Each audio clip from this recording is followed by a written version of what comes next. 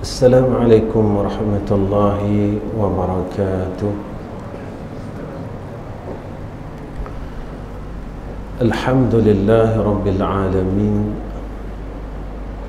wal 'aqibatu lil muttaqin, wal hadi ila siratin mustaqim. Asyhadu an la ilaha illallah wahdahu la syarika lah, wa asyhadu anna Muhammadan abduhu wa rasuluh. Allahumma lakal hamdu wa ilaikal mustaka wa antal musta'an, wa la hawla wa la quwwata illa billahil aliyyil azim.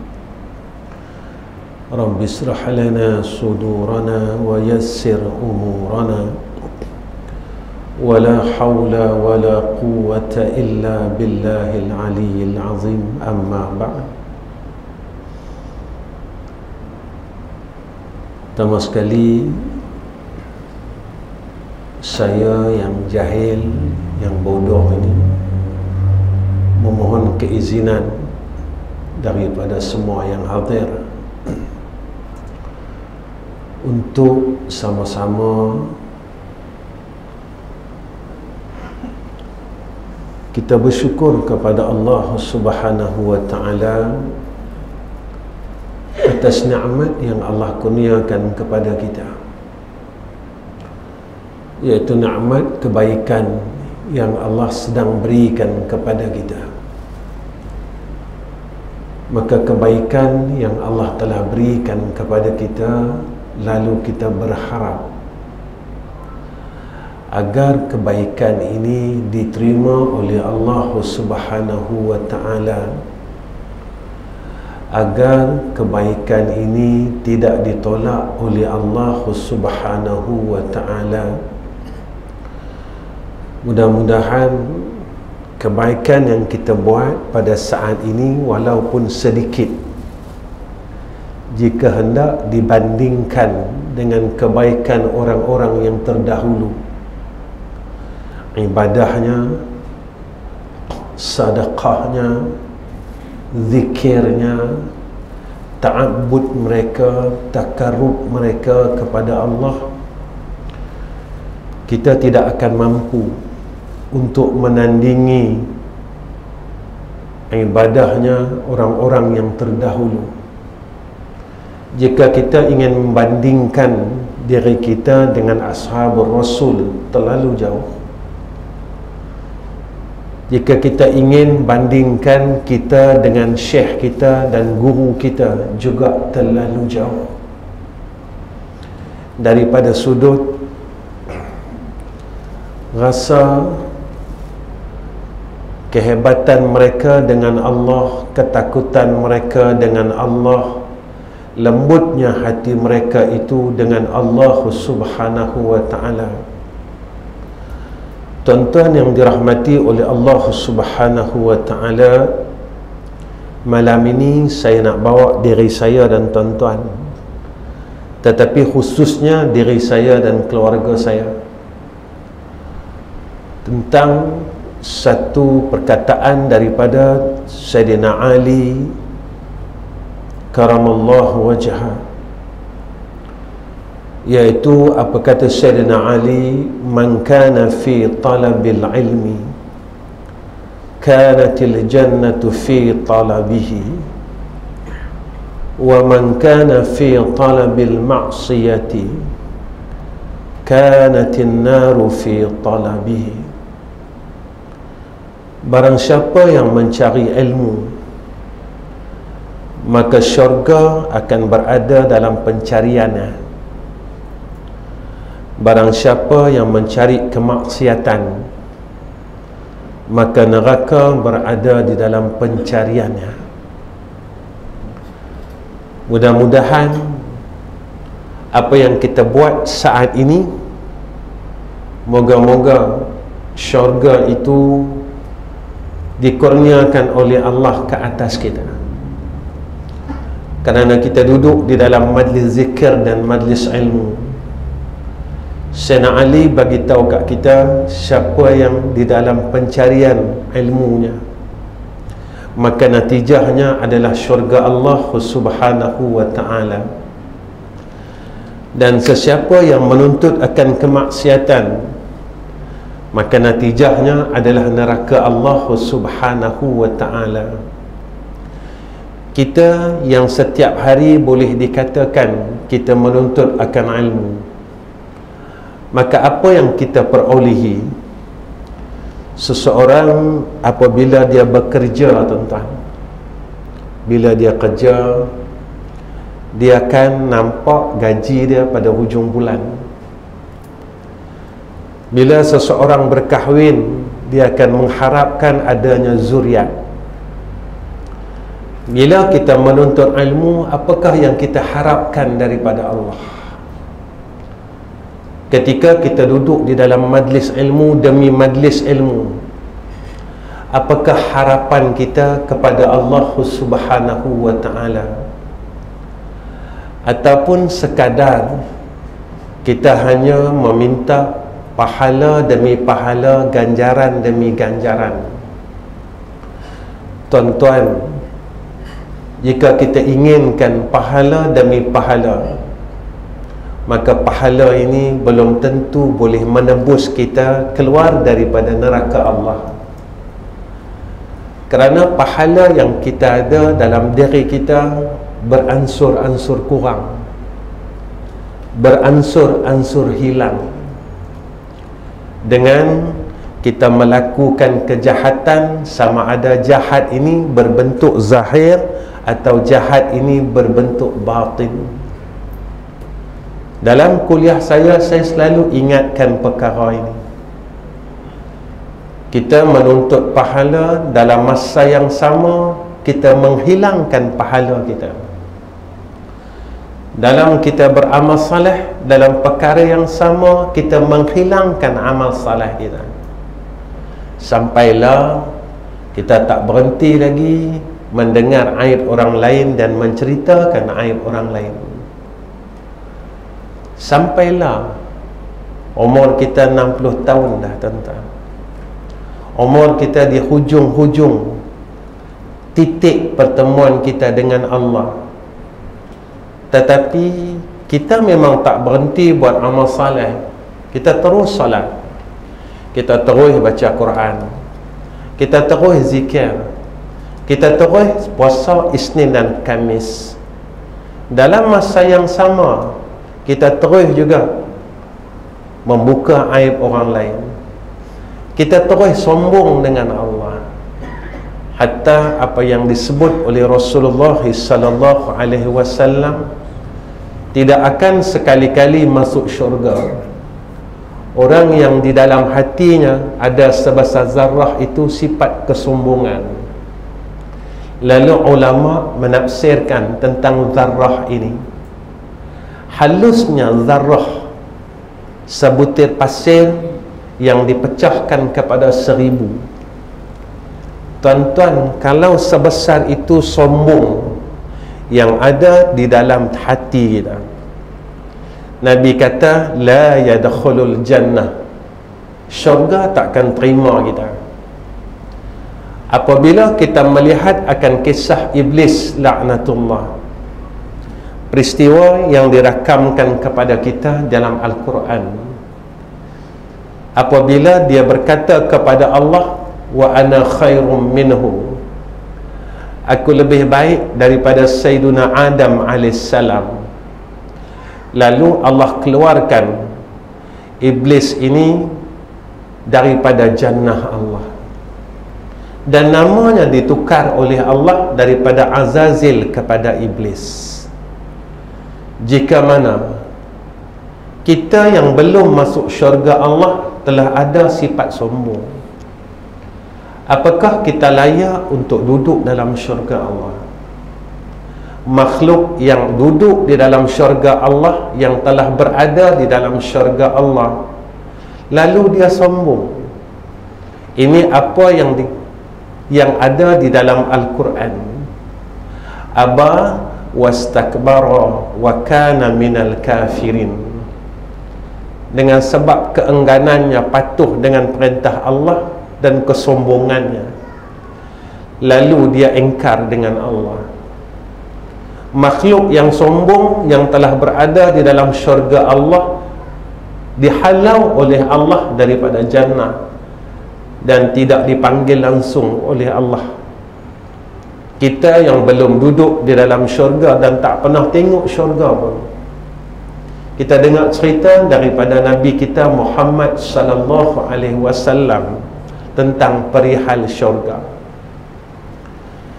Tetapi jika mana dalam diri kita penuh dengan kesombongan, sombong disebabkan harta kita, sombong disebabkan umur kita, sombong disebabkan pangkat kita, sombong disebabkan ilmu kita, apakah kita ini akan dijemput oleh Allah untuk duduk di dalam syurga Allah seperti mana yang Allah nyatakan kepada kita?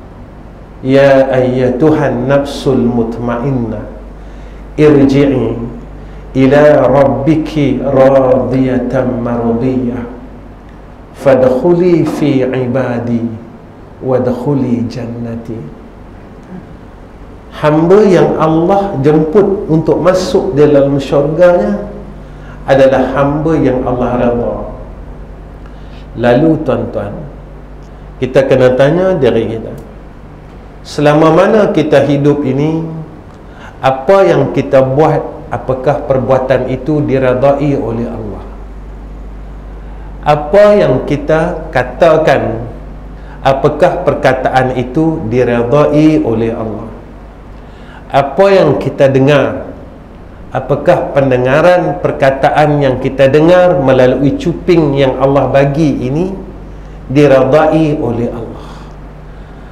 Apa yang kita lihat melalui mata yang Allah bagi ini bukan kita punya, apakah penglihatan itu diredai oleh Allah? Sebab apa yang kita buat dengan nikmat yang kita terima di dalam hidup ini adalah suatu masa besok akan ditanya oleh Allah Subhanahu wa ta'ala, summa la tus'aluna yauma idzin 'anil na'im. Semua nikmat yang Allah dah bagi kat kita dan kita guna pakai, semua yang kita telah guna pakai, Allah kira daripada akil baligh, daripada umur kita akil baligh, Allah akan kira satu-satu-satu sehinggalah sampai masa kita akan berada dengan sahabat-sahabat kita yang di luar masjid itu, iaitu di tanah perkuburan yang duk kita tengok setiap hari. Sebab itu apa kata Rasulullah sallallahu alaihi wasallam, jika kita mendengar akan suara-suara sahabat-sahabat kita yang berada di tanah perkuburan di hadapan masjid ini, nescaya kita akan pengsan, tuan-tuan.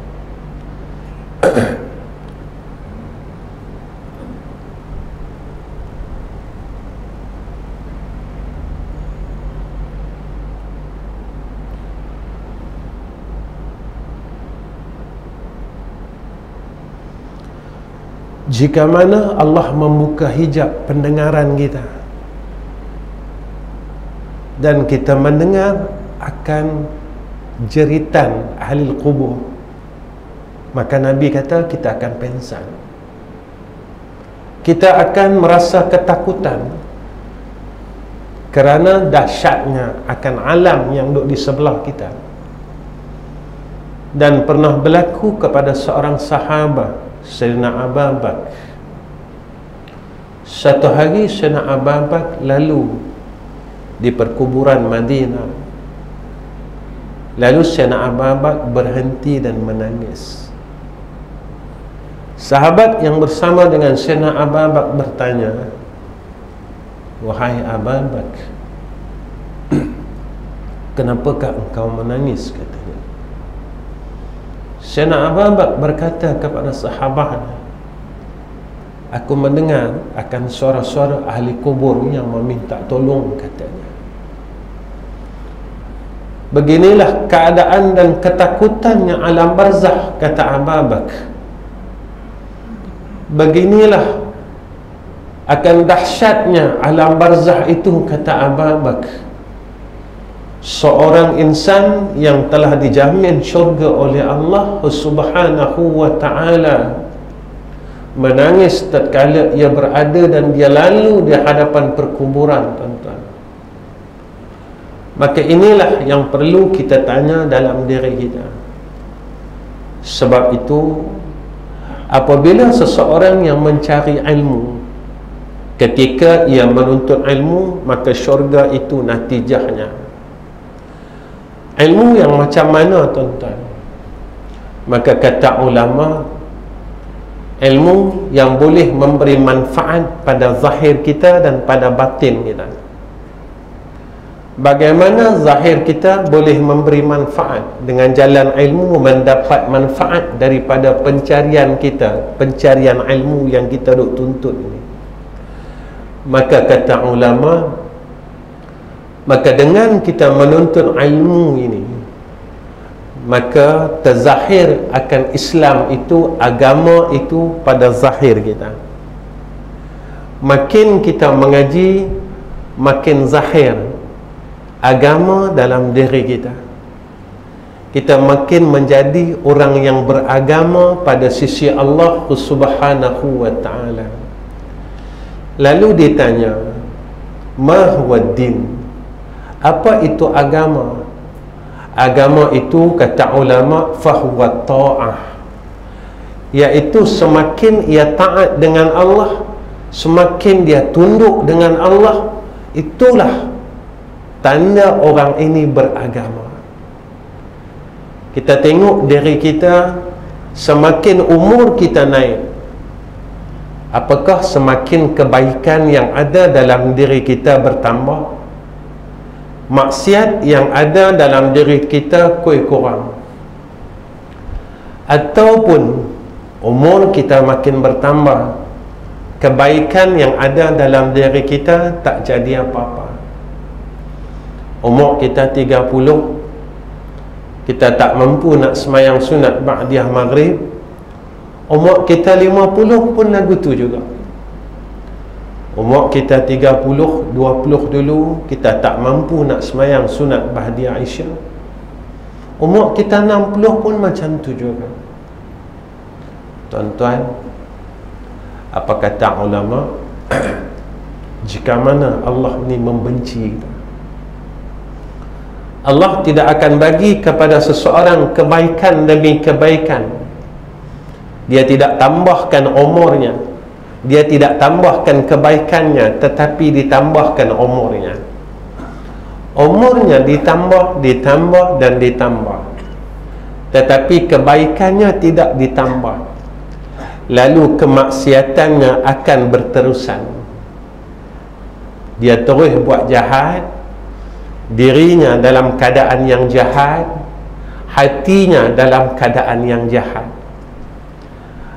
Yang ni yang kita takut, tuan-tuan. Ketika kita, umur kita ini makin bertambah, yang kita tak tahu di mana titik noktah umur kita. Dan semua orang tak tahu titik noktah umur seseorang itu, tak tahu. Saya tak tahu dan tuan-tuan pun tak tahu. Maka ini hikmahnya, kata ulama, supaya kita sentiasa bersiap sedia untuk menghadapi kematian itu. Dirahsiakan oleh Allah kepada hamba-Nya supaya kita sentiasa tunggu, tuan-tuan. Kita tunggu, kita tunggu dan kita tunggu. Tuan-tuan, kita bukan Imam Asy-Syafi'i,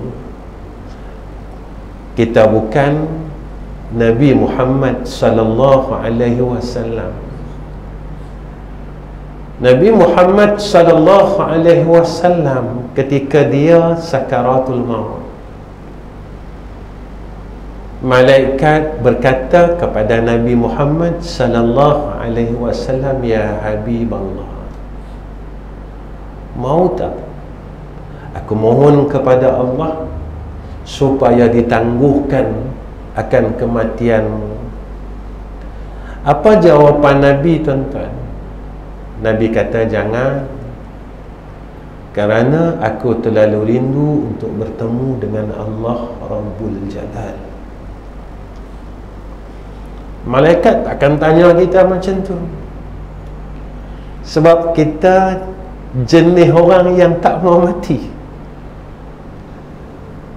Malaikat takkan tawar kita dengan tawaran itu, kerana kita jenis orang yang takut mati.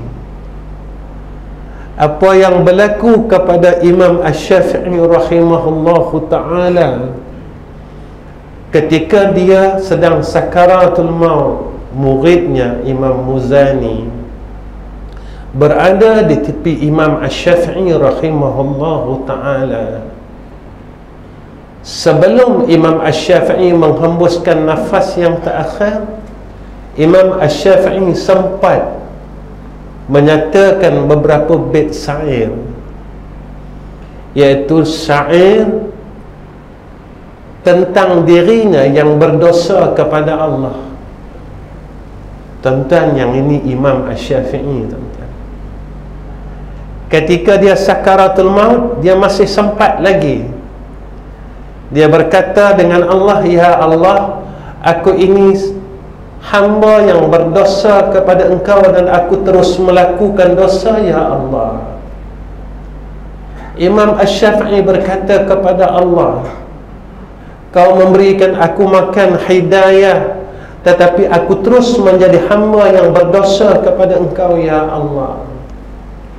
Tuan-tuan, ini Imam Syafi'i. Saat dia nak balik bertemu dengan Allah, masih lagi sempat melafazkan beberapa kalimah istighfar. Kita macam mana, tuan-tuan?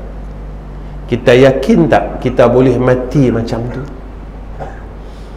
Sehingga kan setelah habis Imam Asy-Syafi'i mengungkapkan akan syair-syair taubah, Imam Asy-Syafi'i meninggal pada sisi Imam Muzani.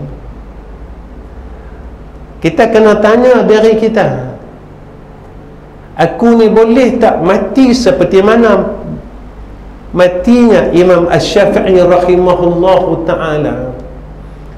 Ataupun aku dimatikan dalam keadaan aku sedang mengumpat orang lain, aku mati dalam keadaan aku sedang menonton televisyen, rancangan-rancangan ini, rancangan-rancangan yang tidak diredai oleh Allah.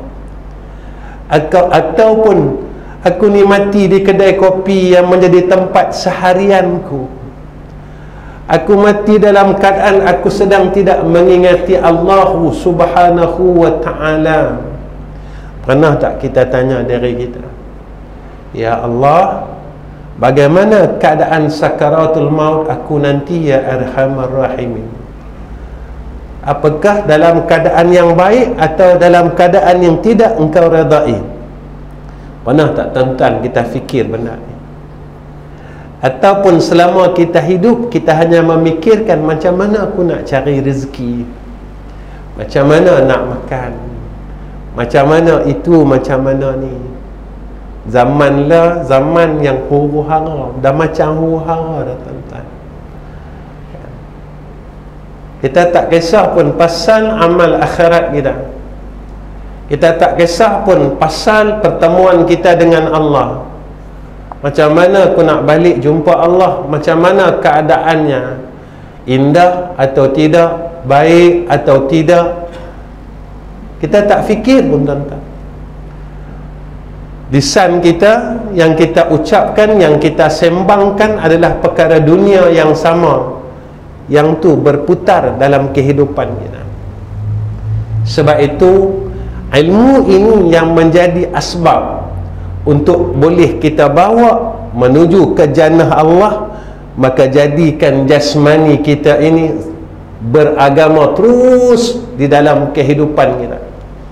Sebab itu ulama dinyatakan ilmu satu kalimah dan ada isyarah pada setiap hurufnya. Maka orang yang berilmu, kata ulama, Ain pada ilmu itu isyarah kepada illiyin, kelembutan. Semakin seseorang itu mempunyai ilmu, hatinya semakin lembut dengan Allah Subhanahu wa ta'ala. Makin dia ada ilmu, hati dia makin lembut dengan Allah. Lembut ni macam mana, tuan-tuan? Dia boleh mengikut kebenaran, dia boleh mendengar kebenaran, dia boleh akur dengan kebenaran. Benar ni, tuan-tuan, bukan sekadar syariat yang zahir sahaja, tetapi benar pada syariat yang zahir dan syariat yang batin. Sebab itu tuntutan kita ini ada dua, tuan-tuan. Satu, hablum minallah. Kedua, hablum minan nas. Kita baiklah, cantiklah macam mana hablum minallah kita.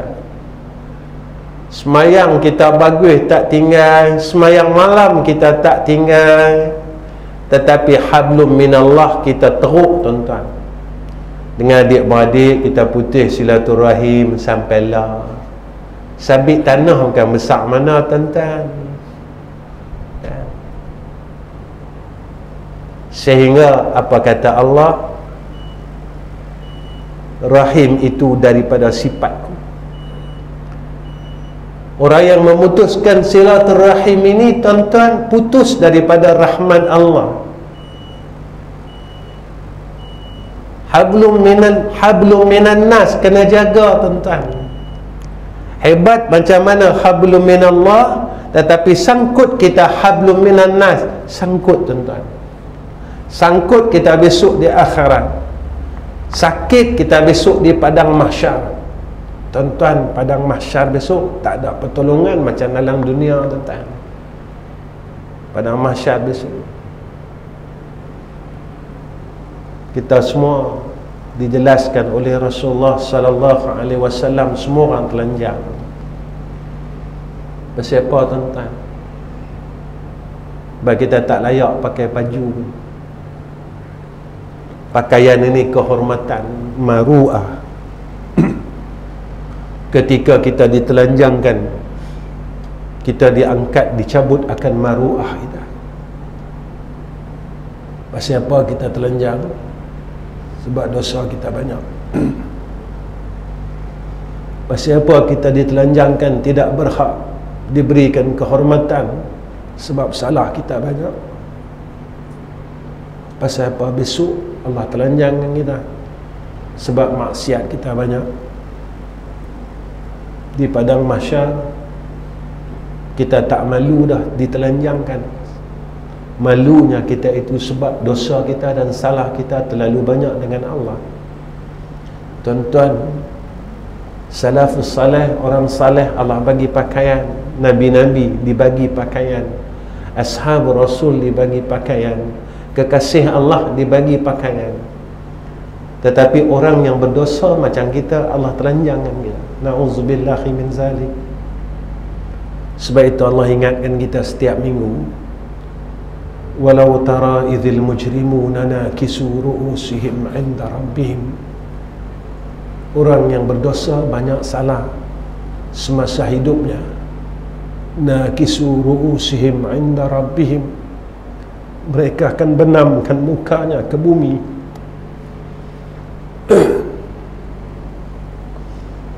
Dan mereka malu untuk mengangkat wajahnya di hadapan Allah, sebab dosanya terlalu banyak dengan Allah. Tuan-tuan, Allah ni terlalu baik dengan kita. Kita kata orang pun Allah bagi kita makan ni. Kita buat salah pun Allah bagi kita makan ni. Kita buat silap, Allah tetap selamatkan kita dan jaga kita dan panjangkan umur kita. Tetapi kita rasa seolah-olah kita tak bersalah dengan Allah.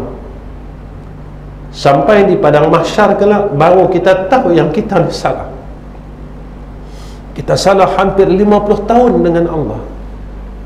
Nakisu ru'usihim, kita akan benamkan muka kita di hadapan Allah kerana terlalu malu dengan Allah Subhanahu wa ta'ala.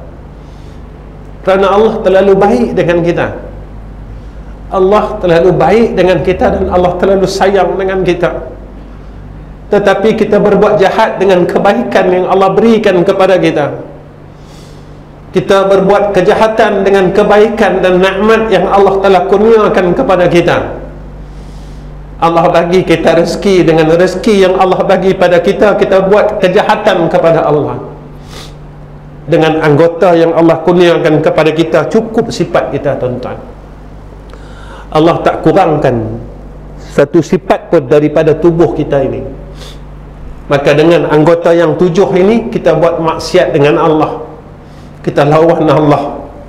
Tuan-tuan, jikalah saya memberi perumpamaan seorang anak dan seorang ayah.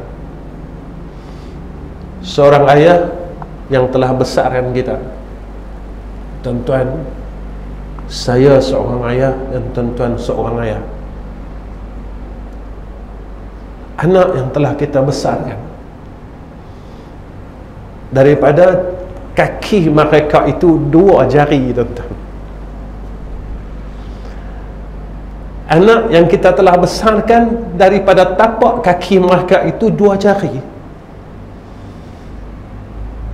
Kita kalau seorang nelayan, kita pergi laut, tuan-tuan, kita gadaikan nyawa kita.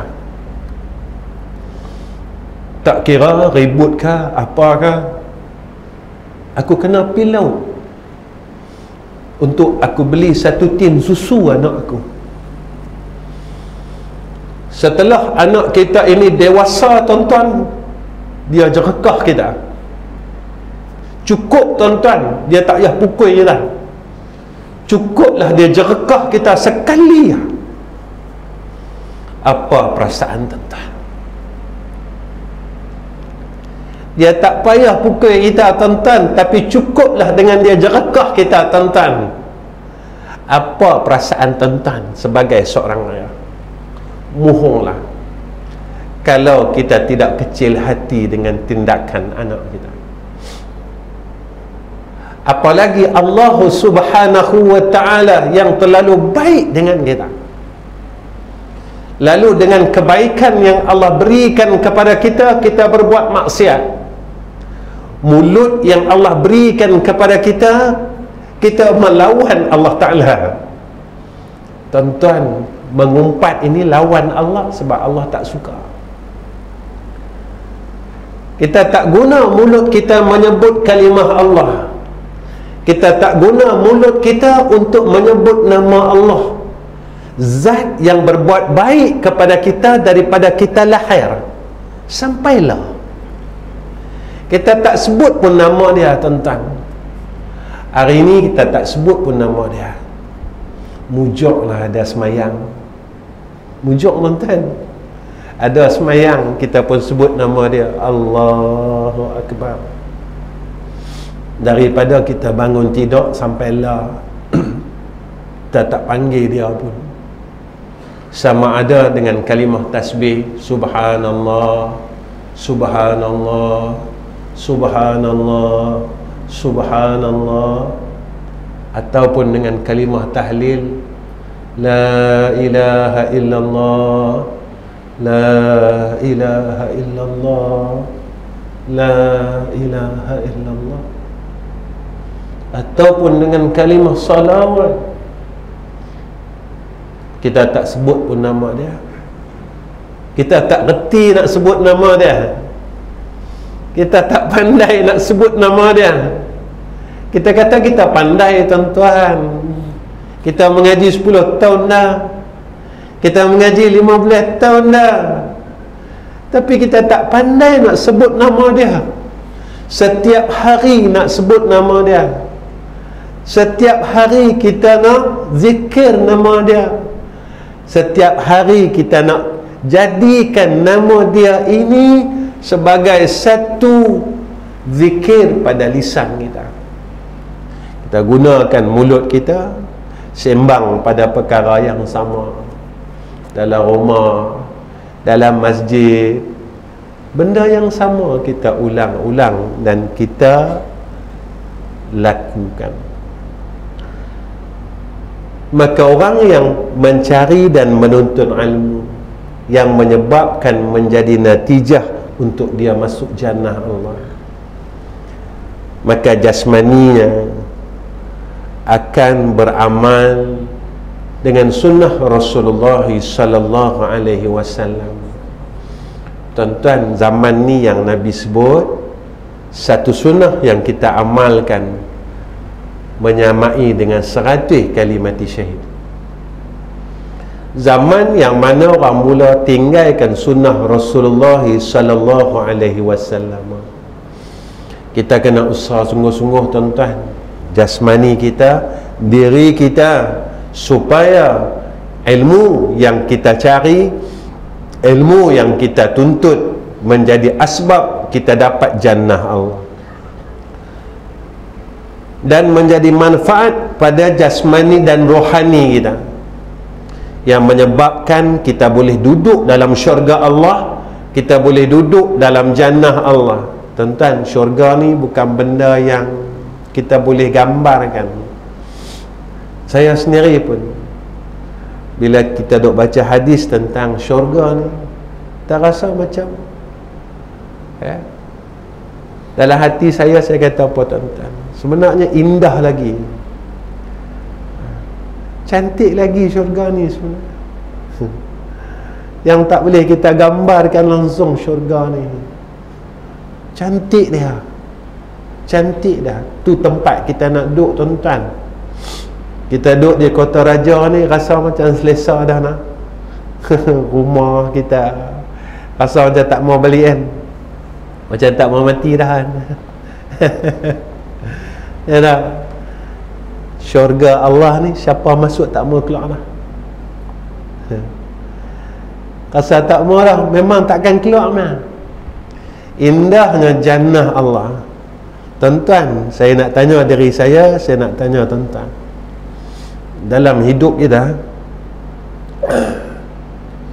berapa kali kita rasa nak masuk syurga selama kita hidup? Macam saya, umur saya 53 tahun ni. Saya tak kerti nak sembunyi umur saya. Umur saya 53 tahun. Selama 53 tahun saya hidup, berapa kali saya teringin nak masuk syurga? Saya kena tanya dari saya, tuan-tuan. 53 tahun saya hidup, berapa kali saya rasa teringin nak masuk syurga? Ataupun saya tak pernah rasa pun teringin nak masuk syurga? Allah tanya kita besok, tuan-tuan. Kalau masa hidup kita langsung tak teringin nak masuk syurga, tuan-tuan, bolehkah kita masuk syurga? Masa hidup ni kita langsung tak teringin, tuan-tuan, tak pernah rasa teringin langsung. Orang teringin ni macam mana, tuan-tuan? Orang teringin ni, kalau orang perempuan mengandung, kita panggil mengidam kan. Perempuan kalau dia mengidam ke mana? Dia boleh duduk, kena ke dia duduk? Dia tak kena dia duduk. Dia tak boleh duduk diam lah. Dia sebut ya. Tak? Kalau dia kata dia mengidam, dia teringin buah salak kata. Dia duduk sebut salak tu lah. Dia teringin kata buah derian kata. Dia akan sebut hal tu ya. Derian kita lemah perut dah, tuan-tuan, dengar tu pergi cari juga lah. Cari lah. Belah kot Sungai Petani ni tak ada, belah Tikam Batu tak ada derian, kita usaha pergi cari, tuan-tuan. Dia low start dah.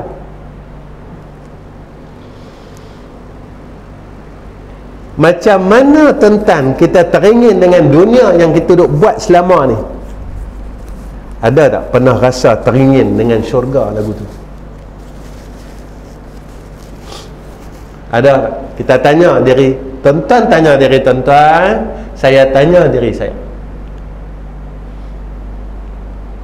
Jika langsung tidak ada dalam hati kita teringin untuk duduk dalam syurga Allah, macam mana keadaan kita di sana, tuan-tuan? Wallahu a'lam.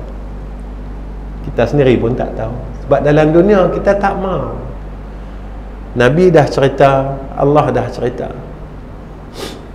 Sebab itu tuan-tuan, ada seorang hamba Allah yang menulis Al-Quran di Madinatul Munawwarah. Tuan-tuan, Al-Quran yang duduk di Masjid Madinah ni tulisan tangan. Dia dah tulis, saya rasa dalam 6 besi kot, 6 ke 8. Syekh ni tuan-tuan umur dah 80 lebih. Ketika orang interview dia, kata, Syekh, apa pengalaman yang dia dok ingat sampailah ketika dia menulis Al-Quran dengan tangan dia? Dia kata apa? Ketika aku menulis ayat-ayat jannah Allah, tangan aku ni seolah-olah tak mau berhenti nak terus tulis ayat ni. Dia tak mau berhenti, dia kata. Tangan dia ni tak mau berhenti, terus duk tulis ayat-ayat syurga Allah. Yang ni mukjizat Al-Quran, dia kata. Setiap kali, bukan besi pertama ada, besi kedua tak ada, setiap kali, dia kata.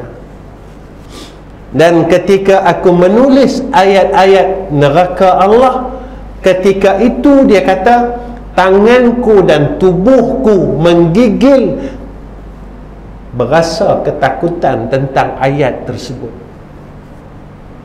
Ni tuan-tuan, asal dia tulis ayat neraka, tuan-tuan, badan dia ketak satu badan, tangan dia ketak, tuan-tuan, ketak kerana rasa takut tentang ayat yang dia tulis ni setiap kali. Dan dia kata, dan inilah mukjizat Al-Quran. Lalu kita tanya diri kita baca Quran puluhan tahun, kita rasa apa?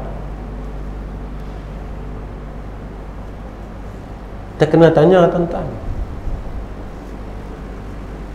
berapa kali kita menangis ketika kita menemui akan ayat-ayat neraka Allah? Atau kita tak rasa apa?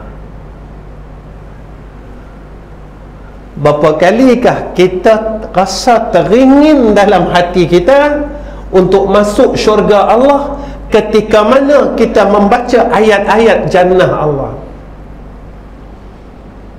Kita baca surah Waqi'ah kan? Ada cerita tentang syurga kan?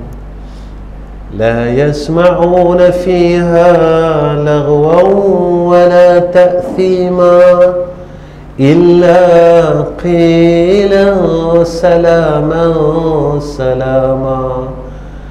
Ada baca, buka Quran. Wa ashabul yamin ma ashabul yamin. Baca ayat syurga Allah, rasa macam nak kuat tak aku nak masuk syurga? Ya Allah, boleh tak bagi aku peluang, pilih aku untuk masuk dalam syurga yang kau ceritakan pada aku ni, ya Allah. Yang inilah tanda orang yang beriman yang disebutkan oleh Allah dalam Al-Quran. Tuan-tuan, ilmu yang kita duk tuntut menjadi manfaat kepada rohani kita, apa jadi kat kita?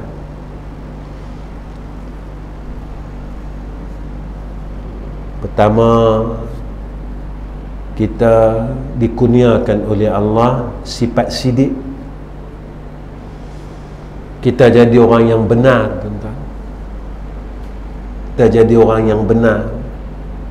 Benar ini pada sisi Allah.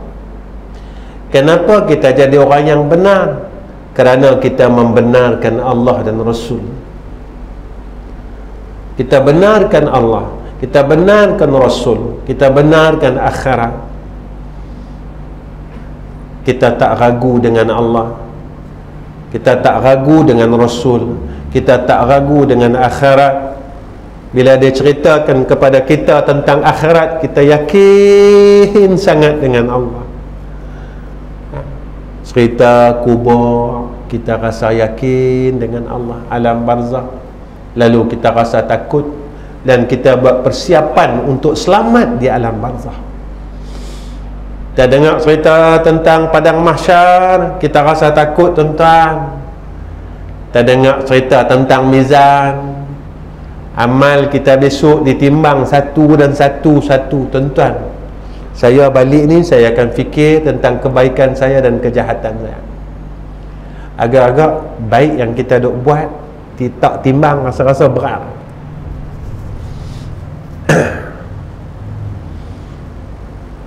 Balik kita fikir tentang, kita ilmu banyak tuan-tuan. Balik kita fikir, berapa banyak semayang sunat aku agak-agak kalau timbang berat lah. Berapa banyak sedekah aku kalau timbang agak-agak berat. Kita tengok jahat kita, apa kejahatan yang masih kita buat lagi, yang kita tak boleh tinggal lah ni tuan-tuan.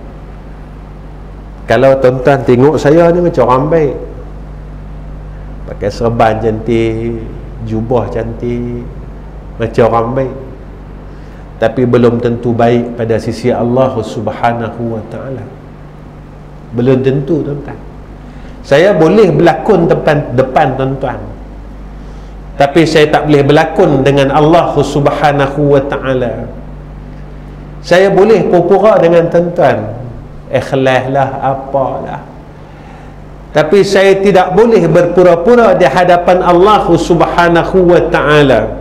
Setiap perkataan, setiap bergerak dan diam saya diperhatikan oleh Allah Rabbul Jalal.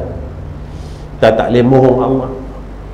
Kita kena benarkan Allah Subhanahu wa ta'ala sehingga kita jadi orang yang benar pada sisi Allah. Dua, ilmu ini jadi apa kat kita sehingga manfaat pada rohani kita? Ikhlas dalam akidah dan amalan. Dengan kita mengaji, pegangan kita jadi ikhlas tuan-tuan. Kadang-kadang kita dengan Allah tak ikhlas tuan-tuan. Kita doa pun kadang-kadang mau tak mau kita tak ikhlas dengan Tuhan. Kita ingat Tuhan tak tengok kita, kita ingat Allah tak tengok kita. Dan kadang masa kita doa tuan-tuan, kita tak harap pun. Saya nak tanya tuan-tuan, masa tuan-tuan pergi umrah, saya pergi umrah, masa kita duduk di Raudah, kita rasa lagu mana masa kita doa? Dengan kita duduk di masjid kita ni, kita rasa apa masa kita doa? Masa kita duduk di Raudah dan masa kita duduk di masjid kita, kita doa, kita rasa apa tuan-tuan? Tuan-tuan, kita tak boleh tipu Allah Ta'ala. Dan Allah tengok perangai kita, Allah tengok perangai kita, perilaku kita, Allah tengok. Hang ada masa-masa saja hang duk harap kat aku, hang susah haraplah kat aku, hang sakit haraplah kat aku, hang sempit, hang ada masalah, hang carilah aku. Tapi bila hang senang, hang tak peduli pun kat aku. Hang sehat, hang tak peduli pun kat aku. Masalah hang dah selesai, hang tak peduli pun kat aku. Tuan-tuan,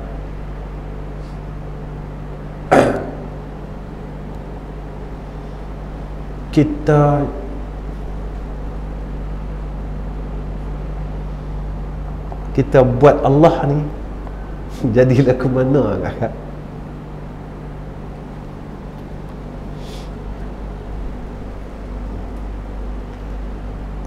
Kalau dengar orang tuan-tuan nama dia kurang ajak, tidak tuan-tuan. Kalau dengar orang kan kita dah buat gitu, orang kata kita kurang ajak. Tapi kalau dengar Allah, nak cakap bahasa, masa kita ada masalah, untuk cari dia, kita menangis depan dia, ya Allah, ya Allah, ya Allah. Bila masalah kita selesai, kita tak cari dia pun, kita tak peduli kat dia pun. Masa kita sakit, kita nak operasi jantung, kita nak tu, kita cari dia, minta tolong orang masjid sembahyang hajat tuan-tuan 2 rakaat. Tidak. Masa kita sihat, kita tak cari dia. Cakap bahasa kita pun bahasa sombong kita cakap. Tuan-tuan, siapa kita sebenarnya? Siapa Allah itu pada kita sebenarnya? Tuan-tuan, kita sebenarnya tak ikhlas dengan Allah Ta'ala. Kita tak ikhlas. Kita tak ikhlas dengan Allah. Tu kadang-kadang tuan-tuan, bila kita tengok kesilapan kita sebagai seorang hamba Allah ini terlalu besar. Silap kita dengan Allah ini terlalu besar. Zaman ini tuan-tuan, yang selalu saya ingatkan diri saya, bukan zaman kita nak boleh duk buat ringan lah. Tuan-tuan tengok apa yang berlaku sekarang macam mana. Zaman kita ni zaman akhir lah tuan-tuan. Dan yang tak akhir sebenarnya banyak lagi, tapi sebab dah 96 minit saya nak berhenti ya.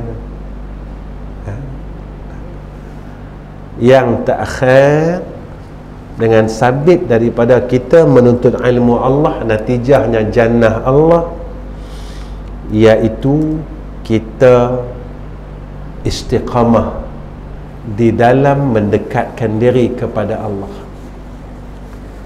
Sebab itu kata Imam Ghazali rahimahullahu ta'ala, ilmu yang manfaat ini semakin kita mengaji, semakin kita jadi takut dengan Allah.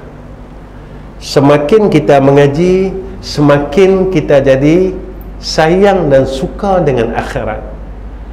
Semakin kita mengaji, kata Imam Ghazali rahimahullahu ta'ala, kasih kita pada Allah semakin tinggi. Kasih kita kepada dunia kurang. Tuan-tuan, kita mengaji banyak tahun dah. Cuba kita ambil timbang ni, kasih kita pada dunia dan kasih kita pada Allah mana banyak? Kita tengok, kita timbang. Kalau anak kita boleh tahu, kita ada 5 orang anak, mana anak yang paling kita sayang? Kita tahu kan? Yang tu kita tahu.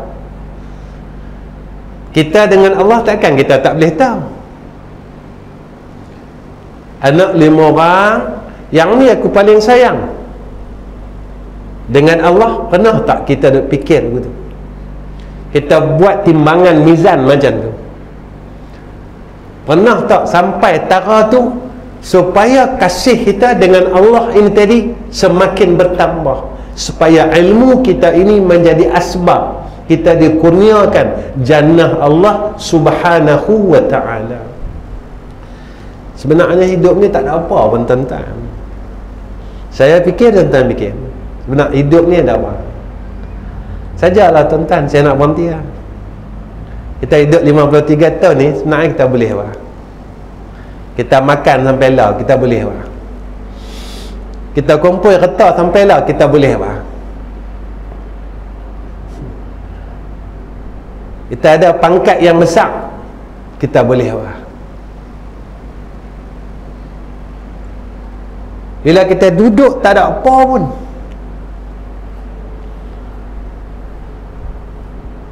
kegembiraan dia sat ya. Makan sedap macam mana, kegembiraan dia sat ya. Orang duk puji kita, kegembiraan dia sat ya. Sebab itu Imam Asy-Syafi'i rahimahullah ta'ala berkata, jika mana orang nak jual dunia ni dengan sekeping roti, murah dia lagu tu, nescaya aku tak mau beli, kata Imam Syafi'i. Ada orang nak jual dunia ni dengan sekeping roti saja, kata Imam Syafi'i, nescaya aku tak mau beli, dia kata. Imam Syafi'i. Tuan-tuan, yang ni jangan bagi tahu. Kita tanya diri kita. Umur saya 53 tahun. Berapa kali kita rasa nikmatnya menemui Lailatul Qadar? Ataupun tak pernah jumpa langsung?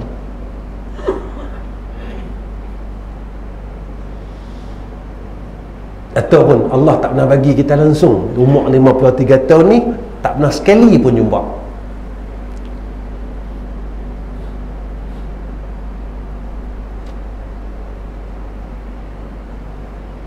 Tuan-tuan, tak ada satu ulama yang tak jumpa, tuan-tuan. Nabi jumpa, sahabat-sahabat jumpa, a'immatul arba' jumpa, salafus salah kebanyakannya jumpa. Lepas tu kalau kita lihat, Imam Syafi'i kata, kalau puasa hari ni, lazimnya Lailatul Qadar hari ni. Mereka boleh kata sebab mereka jumpa. Kita umur 50 lebih, berapa kali kita jumpa, tuan-tuan? Kita tanya diri kita, pasal apa Allah tak bagi kat aku? Pasal apa Allah tak bagi kat aku? Allah Ta'ala tak suka aku kan? Allah Ta'ala benci aku kan? Sebab benda-benda ni semua dibagi kepada orang yang Allah sayang. Nabi Allah sayang, sahabat Allah sayang, 4 mazhab a'immatul arba' Allah sayang. Pasal apa Allah tak bagi kat aku, tuan-tuan? Pasal apa Allah tak bagi kat kita? Allah benci aku ke?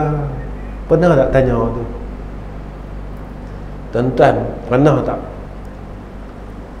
kita satu hari kita teriak dalam bulan Ramadan sebabkan, ya Allah, umur aku dah 60 lah, aku tak tahu mati bila.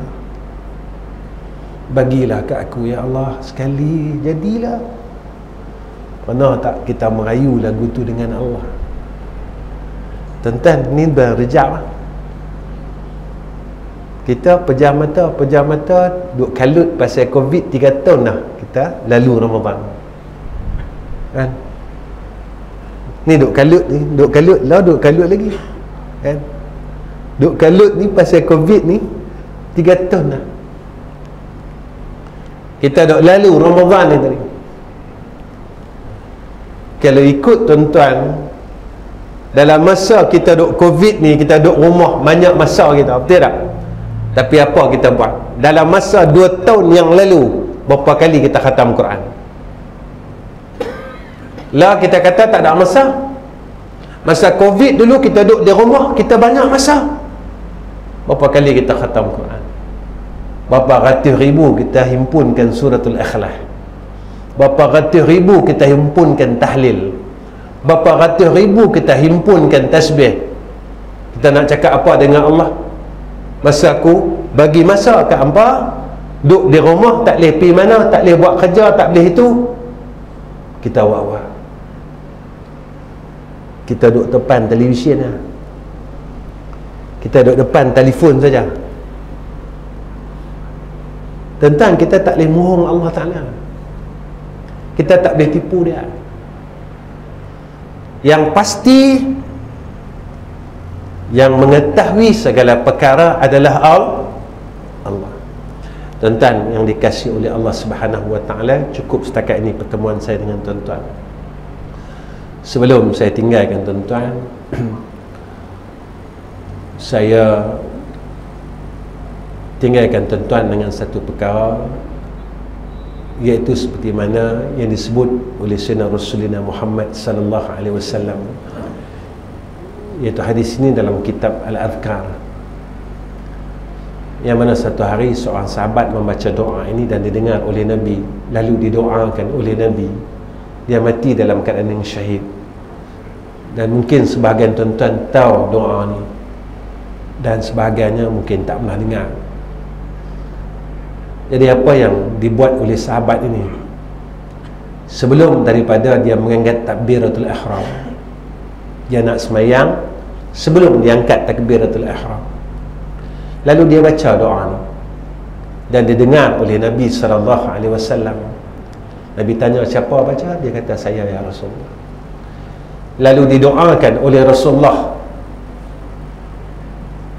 Sahabat ini mati dalam keadaan yang syahid. Tuan-tuan, rahmat Allah ni luas. Kenapa saya nak tinggalkan untuk tuan-tuan? Sebab rahmat ni luas. Saya tak mampu tuan-tuan nak semayang sampai ratus-ratus rakaat dalam satu malam. Saya tak mampu tuan-tuan. Saya tak mampu. Orang tua saya mampu tuan-tuan. Orang tua ada saya minimum dia sembahyang sunat mutlak 100 masa dia hidup. Tuan-tuan kena ikut orang tua saya, almarhum Ustaz Ghazali Hazbullah. Nanti orang tua saya, dia minimum tuan-tuan, hidup dia minimum, dia sembahyang sunat mutlak satu malam 100 rakaat. Kita nak lawan dia pun tak mampu, jangan kata nak lawan ibadat sahabat. Masa dia ditahan dalam tahanan ISA tuan-tuan, dia beritahu dengan saya, kata aku rindulah nak masuk lokap lagi, dia kata. Masa tu tahun 84, operasi lalang, kalau tuan-tuan masih ingat operasi lalang, almarhum orang tua saya salah seorang yang ditangkap dalam operasi lalang. Dia masuk penjara, penjara khas waktu itu dalam 2 bulan dan dibuang daerah 2 tahun. Dia abang dengan saya, dia kata, Zam, dia kata, abang rindu lah nak masuk lokap lagi. Kita pasal apa?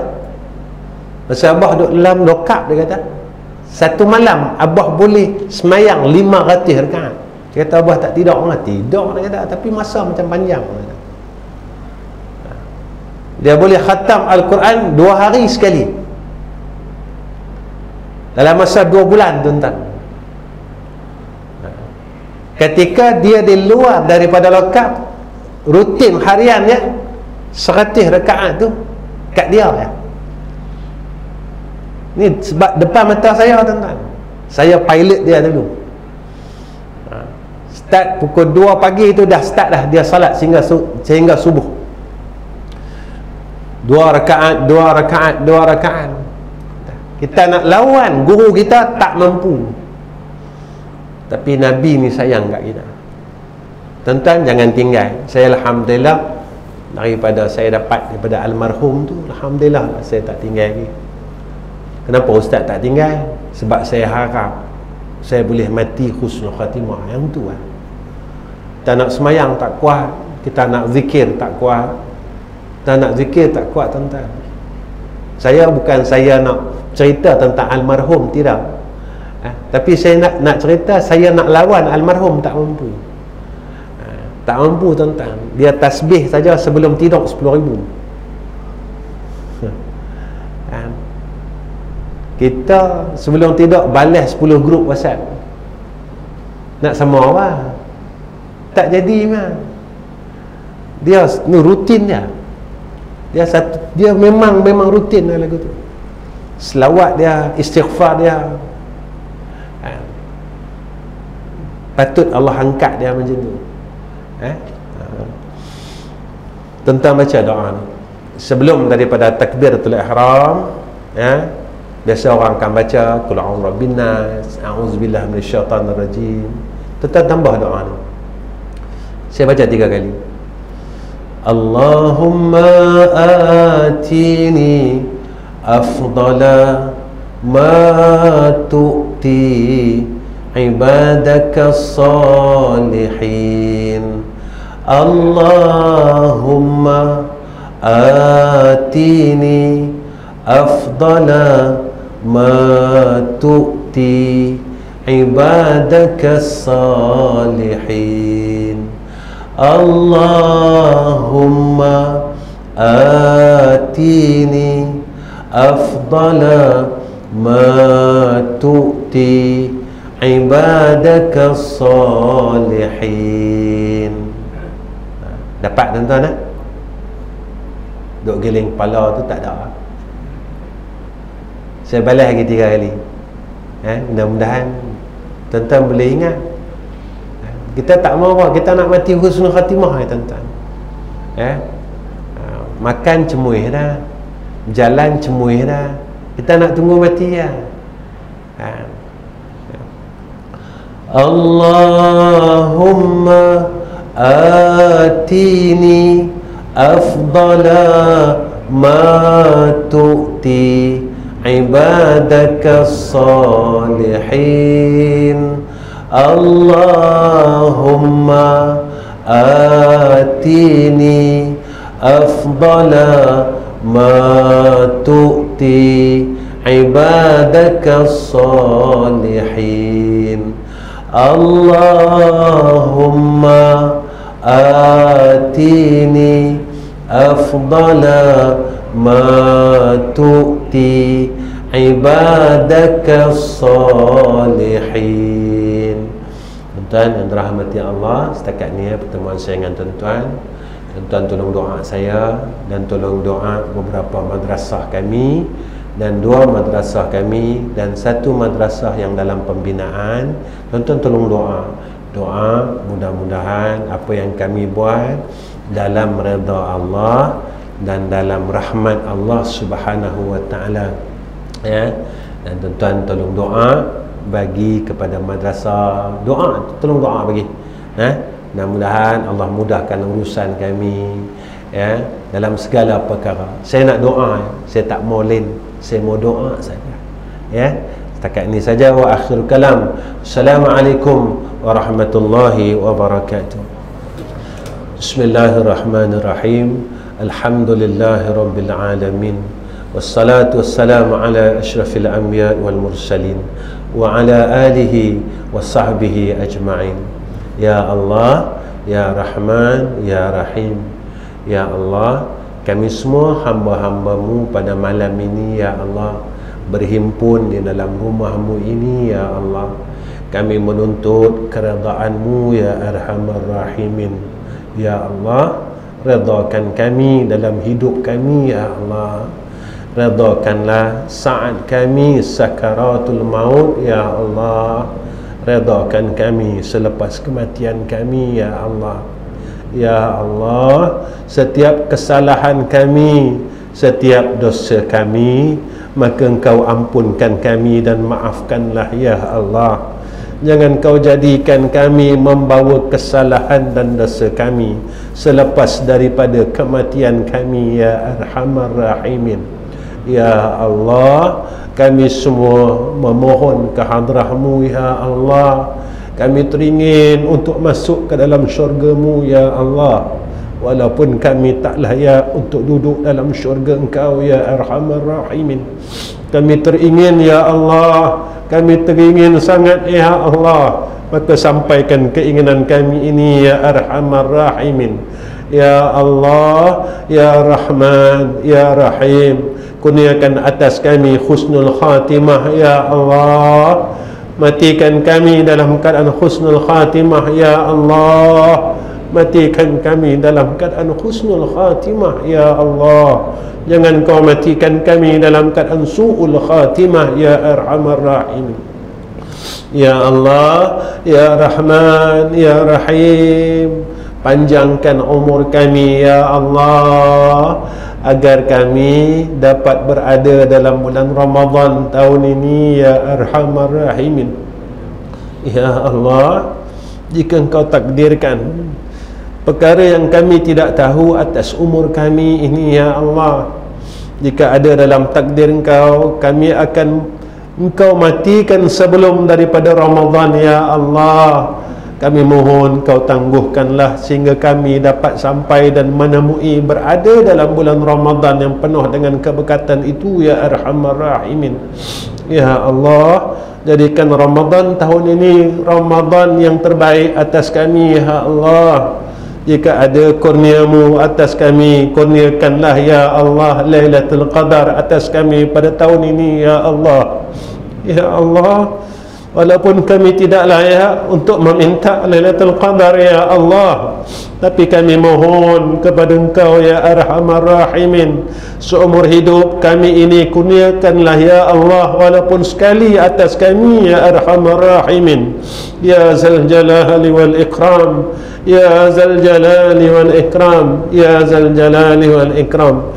Ya Allah, Ya Rahman, Ya Rahim. Wa sallallahu ala Sayyidina Muhammad wa ala alihi wa sahbihi wa baraka wa sallam. Alhamdulillahi Rabbil Alamin. Takabbalallahu minna wa minkum.